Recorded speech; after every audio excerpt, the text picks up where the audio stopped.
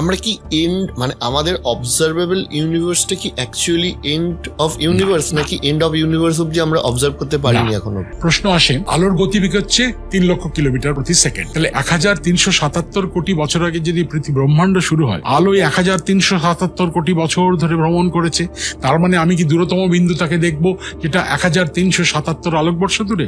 Sorry, আমরা ব্রহ্মাণ্ডের এত গভীর অবধি দেখতে পারি প্রায় 78,000 মেগাপারসেক। মেগাপারসেক মানে 1 পারসেক মানে 3.2 আলোকবর্ষ, মেগা মানে মিলিয়ন, মানে 78,000 ইন্টু 30 লক্ষ গুণিতক, যত আলোকবর্ষ হয় তত দূর অবধি দেখতে পাবো। কেন? আলো তো অত সময় পায়নি।